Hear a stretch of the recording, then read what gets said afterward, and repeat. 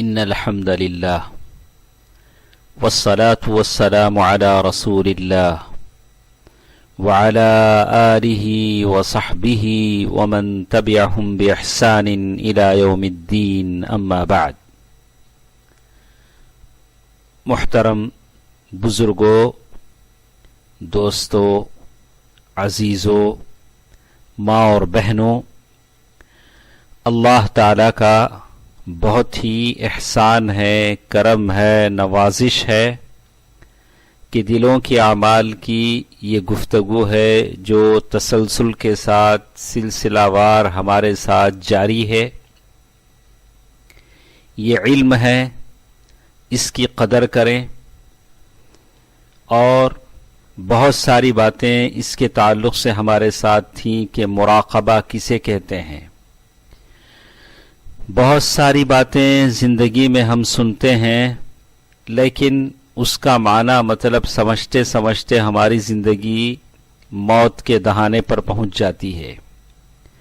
کچھ لوگ تو مرنے سے پہلے تک بھی ان الفاظ کا معنی سمجھ نہیں پاتے ہیں.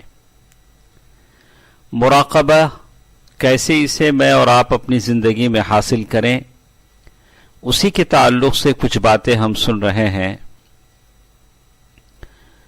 اسی لیے پہلے جو لوگ نیک گزرے ہیں انہوں نے کہا تعہد نفسک فی 3 مواضع، 3 جگہوں پر اپنا پورا خیال رکھو. پہلے لوگوں نے کہا کہ 3 جگہوں پر اپنا پورا خیال رکھو. اذا عملت فاذکر نظر اللہ تعالی علیک، جب تم کوئی بھی عمل کر رہے ہو تو اللہ تعالی کی تمہاری طرف دیکھنے کو یاد کرو.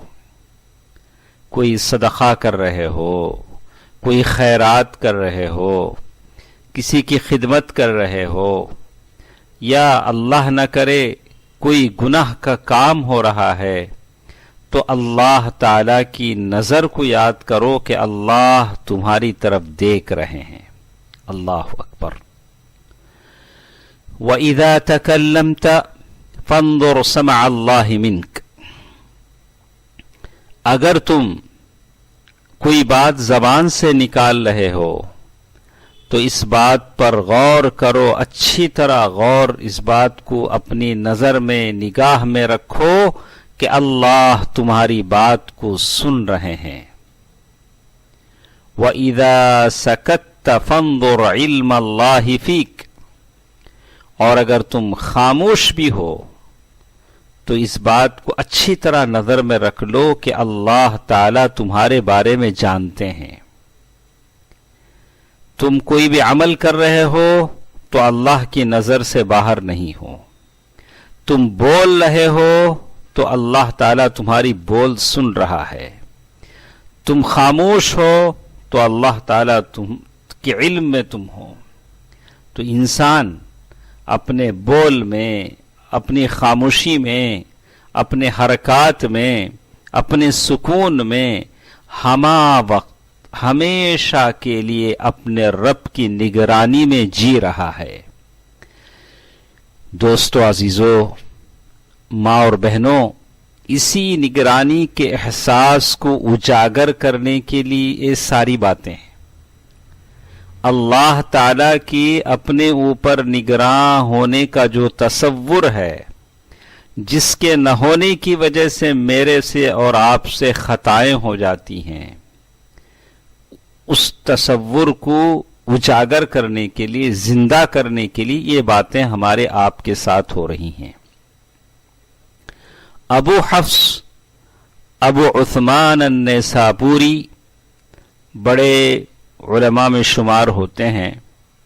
وہ فرماتے ہیں اذا جلست للناس، اگر تم لوگوں کے ساتھ بیٹھتے ہو تو کیا کرو، فَكُنْ وَاعِظًا لِقَلْبِكَ وَلِنَفْسِكَ، جب تمہارے اطراف لوگوں کا جمگھٹا جمع ہو جائے، جیسے آج کل کا زمانہ ہے، علماء ہیں یا بڑے لوگ ہیں بیٹھتے ہیں، اطراف 200 300 400 500 لوگ جمع ہو جاتے ہیں، تو ویسے ہی طبیعت میں کچھ بڑائی آ جاتی ہے، کچھ تکبر آ جاتا ہے، کوئی آدمی اپنے آپ کو کچھ سمجھنے لگتا ہے کہ میں ایسا ہوں کہ میرے اطراف کچھ لوگ جمع ہو جاتے ہیں۔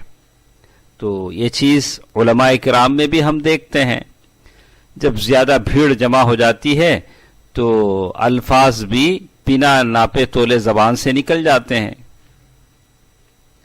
تو ایسے لوگوں کے بارے میں کہا کہ فَكُنْ وَاعِظًا لِقَلْبِكَ وَلِنَفْسِكَ، آپ اپنے دل کو اور اپنے آپ کو نصیحت کرتے رہیے، کہیں ایسا نہ ہو کہ لوگوں کا آپ کے اطراف جمع ہونا، لوگوں کی بھیڑ جمع ہو جانا کہیں آپ کو دھوکے میں نہ ڈال دے۔ کیوں؟ فَإِنَّهُمْ يُرَاقِبُونَ ظَاهِرَكَ وَاللَّهُ تَعَالَى يُرَاقِبُ بَاطِنَكَ۔ کیوں لوگوں کی بھیڑ جمع ہونے پر اپنے آپ کو آپ نصیحت کریں اور اس بھیڑ کے جمع ہونے پر کہیں آپ دھوکے میں نہ آ جائیں؟ کیوں؟ اس لیے کہ لوگ آپ کے ظاہر کو دیکھ رہے ہیں اور اللہ آپ کے باطن کو دیکھ رہا ہے۔ لوگوں کو کیا پتا؟ لوگ تو بس آپ کی ظاہری شکل و صورت، آپ کے کپڑے، آپ کی اس کو ظاہری شکل و صورت کو دیکھتے ہیں، لیکن اللہ ہے جو آپ کی اندر کی خبر رکھتا ہے۔ اپنے آپ کو نصیحت کرتے رہیں۔ اسی لیے امام اہل السنہ احمد بن حنبل رحمہ اللہ عربی میں شعر فرماتے ہوئے کہتے ہیں: اذا ما خلوت الدهر يوما فلا تقل خلوت ولكن قل علي رقيب ولا تحسبن الله يغفل ساعة ولا أن ما يخفى عليه يغيب لهونا عن الأيام حتى تتابعت ذنوب على آثارهن ذنوب فيا ليت أن الله يغفر ما مضى ويأذن في توباتنا فنتوب۔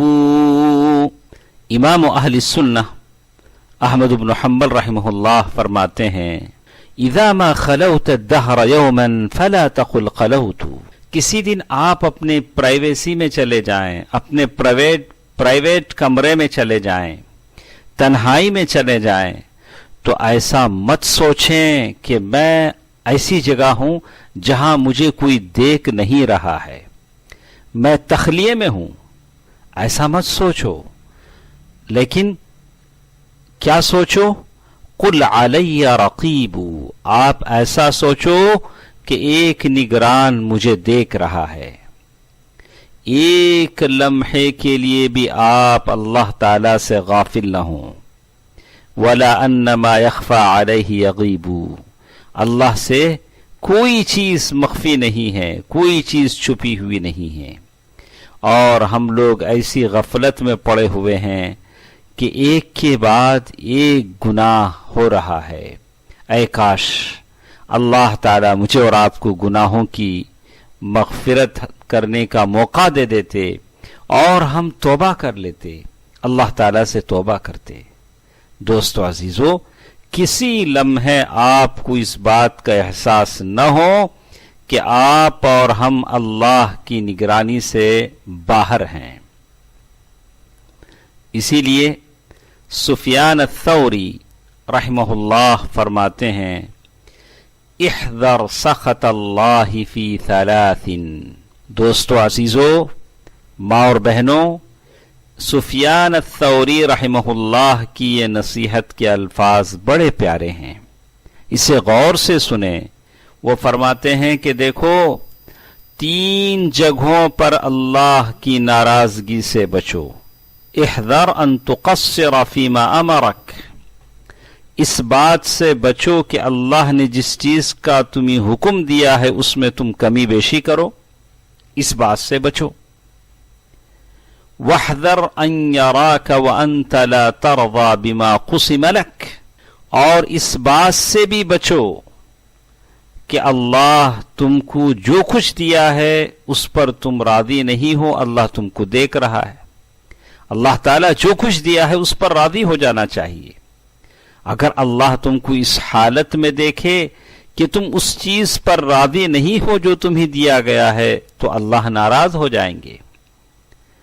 وَأَن تَطْلُبَ شَيْئًا مِّنَ الدُّنْيَا فَلَا تَجِدُهُ، اور تم دنیا میں وہ چیز حاصل کرنا چاہو اور تم اسے نہ پاؤ، ان تسقط علی ربک، اور پھر نتیجہ یہ ہو کہ تم تمہارے رب پر ناراض ہو جاؤ۔ تو ایسی جگہوں پر اللہ کی ناراضگی سے بچو۔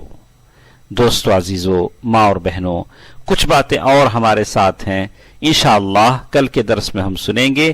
اللہ تعالیٰ ان الفاظ کو یاد رکھنے اور صحیح زندگی گزارنے کی مجھے اور آپ کو توفیق دے، آمین۔ والسلام علیکم ورحمۃ اللہ وبرکاتہ۔